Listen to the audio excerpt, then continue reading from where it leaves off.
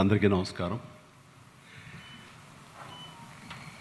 ఇంత గొప్ప డాక్టర్స్ మధ్యలో కూర్చోవాలంటే చిన్న పేషెంట్లాగా ఉనికి వస్తుంది నాకు. ఒక్కొక్కరు ఒక్కొక్క శాఖలో నిష్ణాతులు, అద్భుతాలు సృష్టించిన వాళ్ళు. ఇక్కడ డాక్టర్ రేలా గారి గురించి ప్రస్తావిస్తే ఆయన Guinness book of world record ఉంది. 4 రోజుల పసిబిడ్డకి లివర్ ట్రాన్స్ప్లాంట్ చేసి ఇప్పుడు ఆ బిడ్డ ఏం చేస్తుందో ఇంతకుముందే చెప్పుకుంటూ వచ్చారు. అది చాలా అసలు అమేజింగ్. 4 రోజుల బిడ్డ. అది విన్నప్పుడు షాక్ తిన్నాను. ఆ తర్వాత చాలా సందర్భాల్లో నేను రేలా గారు కలుసుకున్నాము. చెన్నై వెళ్ళాను, వారి హాస్పిటల్కి వెళ్ళడం కూడా జరిగింది వేరే సందర్భంలో. ఆయనతో చాలాసేపు నేను కూర్చోన్నాను, ఎన్నో విషయాలు అవగాహన నేను తీసుకున్నాను. అలాగే ఇంతమంది డాక్టర్ల మధ్య ఇందాక పేషెంట్ అన్నాను, కానీ నేను ఒక డాక్టర్నే అని నాకు ఆ సర్టిఫికేట్ ఇచ్చిన వారు ఎవరో కాదు, నా మిత్రుడు, మా సోదర సమానుడు, మా కుటుంబ సభ్యుడు డాక్టర్ గోపీచంద్ గారు. ఒకరోజు అది ఏంటి అడగకుండా క్లాప్స్ కొట్టేస్తారేంటి, మా అమ్మగారికి మోకాల ఆపరేషన్ జరిగినప్పుడు బాబు పక్కన ఉండాలని అమ్మ కోరిక. సరే, అదే లోకల్ ఎనస్థీషియా ఎపిడ్యూరల్ ఇచ్చి చేస్తారు కాబట్టి అమ్మతో మాట్లాడుతూ ఉండొచ్చు. నేను లోపలికి వెళ్ళాలంటే మిగతా సర్జన్స్ ఏదైనా ఇబ్బంది, వాళ్ళు ఏదైనా ప్రాబ్లం క్రియేట్ చేస్తారు, ఎందుకు రాకూడదు అంటారేమో చిన్న హెసిటేట్ చేస్తుండగా నన్ను లోపలికి పిలిచి ఆయన సర్జన్స్ తీసుకునే గౌన్ నాకు ఇచ్చేసారు. Now you can come.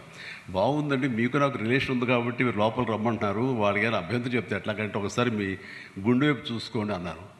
ఇటు చూసుకుంటే డాక్టర్, అఫ్కోర్స్ నాకు డాక్టరేట్ వచ్చిందనుకోండి ఆంధ్ర యూనివర్సిటీ వాళ్ళు, అదే కదా అనుకున్నాను. కాదు, doctor Chiranjeevi MBBS, doctor Chiranjeevi Dada MBBS అన్నాడు ఆయన. నాకంటే హా అనిపించి సరే థియేటర్లోకి వెళ్ళడం జరిగింది.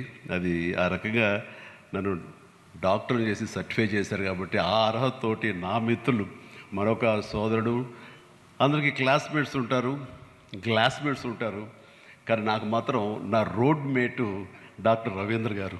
ఇద్దరం గత 25 ఏళ్ళుగా ఒకే రోడ్లో ఉన్నాం. రోడ్డుకి అటు ఆయన కాపలాగా వస్తున్నారు, రోడ్డుకి ఈచో నేను కాపలాగా వస్తున్నాను. రకంగా ఎప్పుడు టైం దొరికినా సరే కలుసుకుంటుంటాము. జరుగుతున్నటువంటి అప్డేట్స్ కానివ్వండి, ఈ మెడికల్గా ఉన్నటువంటి ఇవన్నీ కూడా మనం చేసుకుంటాం. నాకు ఉండే ఇంట్రెస్ట్ కొద్ది. ఆ తర్వాత హాస్పిటల్కి వెళ్ళినప్పుడు స్టార్కి మన హార్ట్ స్పెషలిస్ట్ రమేష్ గుడపాటి గారిని కూడా కలుసుకుంటుంటాను. ఆయన అంత సౌమ్యుడు, అంత కంపోజ్డ్గా ఉంటారు. అది చూస్తుంటే ఒక మంచి స్నేహితుడు అనే భావం కలుగుతుంటుంది. ఆయన స్మైల్, ఎప్పుడు నవ్వుతారు, ఎక్కువ మాట్లాడరు ఆయన. అది పోతే ఇప్పుడే పరిచయం అయ్యారు శ్రీనివాసరెడ్డి గారు. ఆయన నా అభిమాని అని చెప్పేసరికి నా గర్వానికి అంతు పొందలేదు. అంత గర్వపడుతున్నాను. ఎందుకంటే ఆయన సాధించినవన్నీ కూడా నాకు చెప్తూ వచ్చారు. ఏమేమి అచీవ్ చేశారు, ఏ ఉద్దేశంతో ఈరోజు ఇక్కడ సర్వీస్ చేయాలి, మరి ఇండియన్స్కి సర్వీస్ చేయాలి అనే ఉద్దేశంతో వచ్చినందుకు నిజంగా మనస్ఫూర్తిగా మన టెక్నికల్గా కానివ్వండి, మీ డాక్టర్ వృత్తిని మరింత ఉన్నత స్థాయికి తీసుకెళ్ళడం కోసంగా, మీరు అవగాహన పొందడం కోసంగా అబ్రాడ్స్ వెళ్ళినా సరే తిరిగి ఇక్కడికి వచ్చి ఇక్కడ సేవ చేయాలని మీ చక్కటి ఆదర్శానికి నా హృదయపూర్వక అభినందనలు తెలియజేస్తున్నాను. మీలాంటి డాక్టర్స్ నా అభిమానం చెప్పుకోవడానికి నాకు మరీ గర్వకారణం ఉంది. థ్యాంక్ యూ శ్రీనివాసరెడ్డి గారు. ఇక్కడ అవగాహన అనేది చాలా లోపించింది మన ఇండియన్స్లో కానివ్వండి, ఎస్పెషల్లీ మన తెలుగు వాళ్ళలో కానివ్వండి, ఈ ప్రాంతంలో. అంటే ఇక్కడ డాక్టర్స్ కొరత లేదు, ఇక్కడ హాస్పిటల్స్ ఫెసిలిటీస్ తక్కువ కాదు, గొప్ప డాక్టర్స్ ఉన్నారు, ఇక్కడ గొప్ప ఫెసిలిటీస్ ఉన్నాయి, వరల్డ్ క్లాస్ ఎక్విప్మెంట్స్ ఉన్నాయి ఇక్కడ.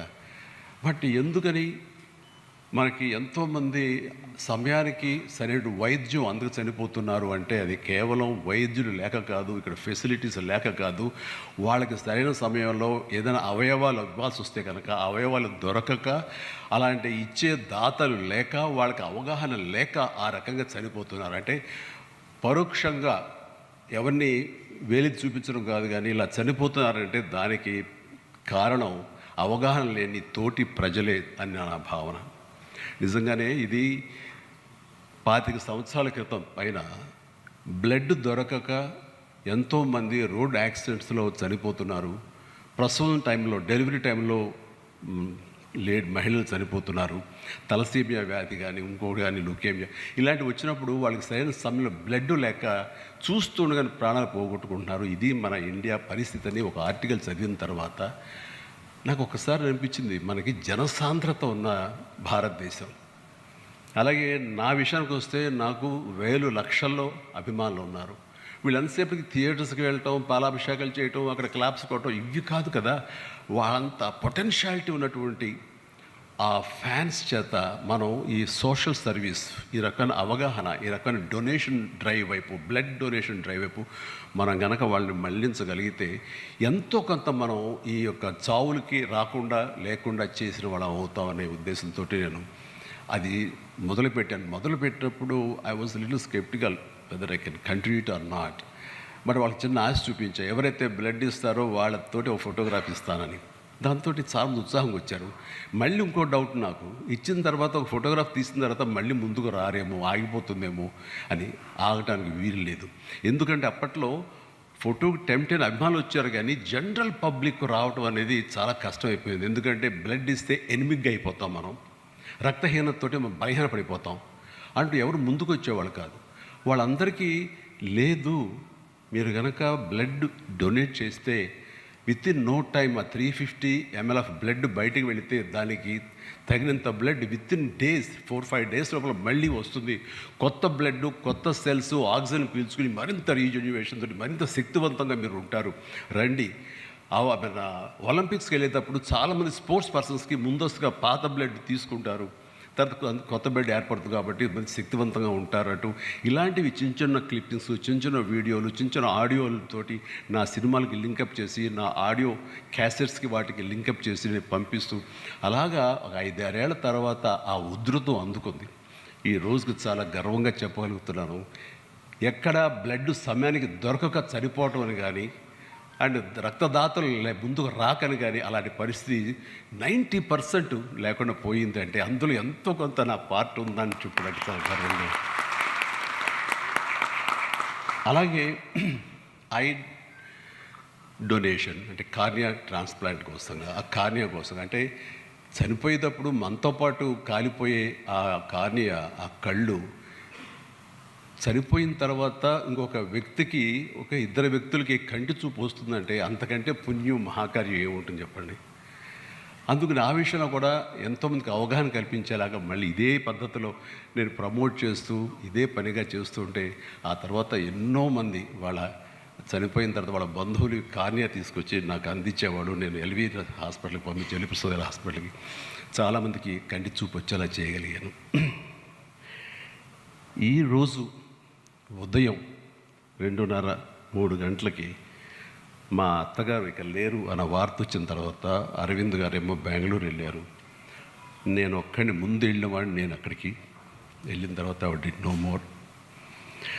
ఆ సమయంలో గోపి గారు మనం అనుకున్న ఈ ఆర్గాన్ డొనేషన్ గురించి నాకు గుర్తుకొచ్చింది.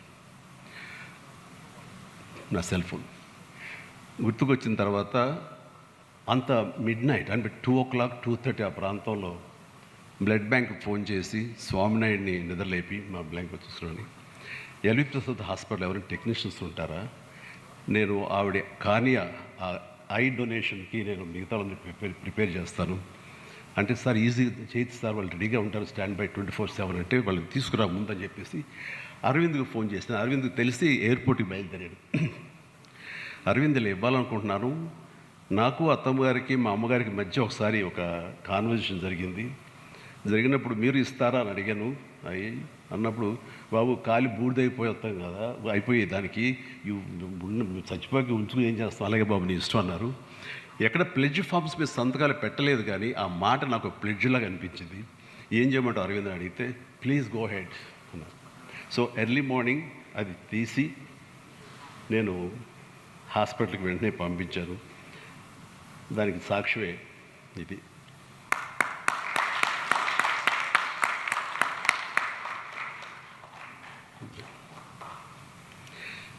సో ఇది చెప్పడమే కాదు, ఆచరించడానికి కానీ మనం ఇలాంటి విషయాల్లో ప్రతి ఒక్కళ్ళు ఒక బాధ్యతగా, మనం తర్వాత ఇవ్వడం పక్కన పెట్టినా ఇచ్చేవాళ్ళు దాతల్ని ప్రతి ఒక్కళ్ళని మనం మోటివేట్ చేసే విధంగా ఉండగలిగితే, ఇప్పుడు ఎంతో కొరత ఉంది. అంటే మనకి ఒక మనిషి చనిపోతే, బ్రెయిన్ డెడ్ అయితే, వాళ్ళ బంధువులు అంగీకరిస్తే, ఆ మనిషి కాటికి వెళ్ళటానికి ముందే, శ్మశానానికి వెళ్ళటానికి ముందే ఒక వ్యక్తి ఎనమండుగురిని ప్రాణం పోసి కాపాడగలడు. అంటే అది హార్ట్ అవనివ్వండి, లంగ్స్ అవనివ్వండి, లివర్ అవనివ్వండి, ప్యాంక్రియాస్ అవనివ్వండి, కిడ్నీస్ అవనివ్వండి, ఇంటెస్టైన్ అవనివ్వండి, ఇలాగా 7-8 రకాలు. అంటే చిన్న అవయవాలైనటువంటి క్రూషియల్ లిగమెంట్ కానివ్వండి, కార్నియా కానివ్వండి, ఇవన్నీ కూడా ఇవ్వచ్చు. ఇంత అంటే